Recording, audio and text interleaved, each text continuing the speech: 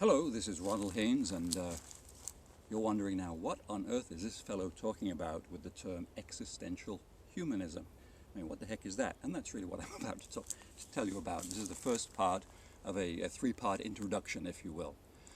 Existential humanism is basically something that I developed with my own life. I grew up in a great childhood where I was exposed to Celtic religions, Jewish and the Church of England, actually taught comparative religions, showing some different things also, as well as, of course, the Christianity.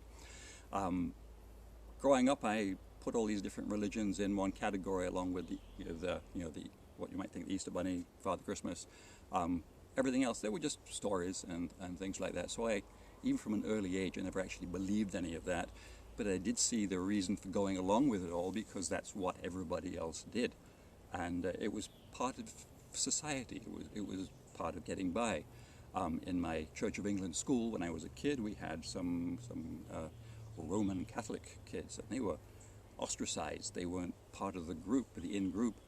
And I always thought it was funny when I asked them, well, why don't you just say you're one of these? And they say, oh, we couldn't do that. And yeah, I never understood that. It wasn't until I was much older that I actually realized that people actually did believe these things. I never believed any of it. So that was the first piece realization that I had, is that people actually do believe these different things. They've been brought up to believe, and many of them really seriously do. Now, I'm not going to fault anybody. And the whole basis of everything, existential, all of that, is that you're all free to do exactly what you want, and you cannot be criticized for that, because that takes away, if you criticize somebody else, it takes away from your own freedom. This is not bashing anything in particular, but it's saying, hey, this is what works for me, and what I know is working for a lot of other people also. Existential humanism. Well, existentialism is a philosophy, pure and simple. Now, philosophies are not religions.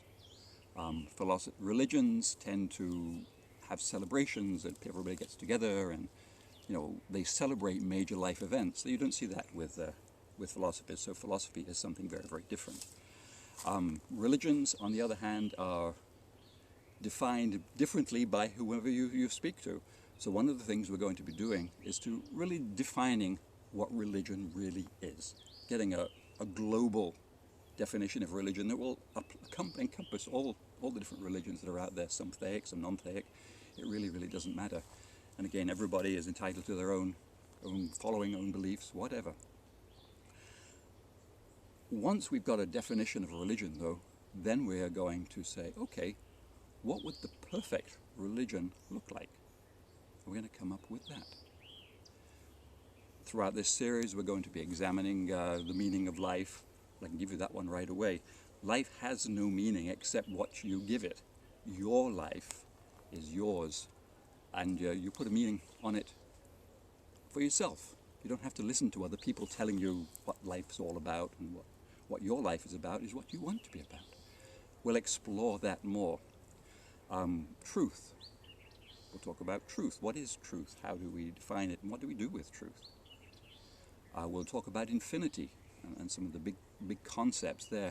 We'll go through basically the 10, 15 major philosophical life questions that people have, and we'll come up with some good workable answers for all of those things.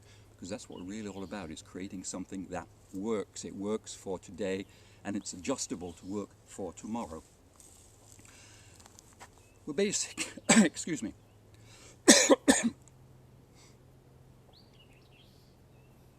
It's really all about your individual life, what you're going to do with it, how you interact with the rest of the world.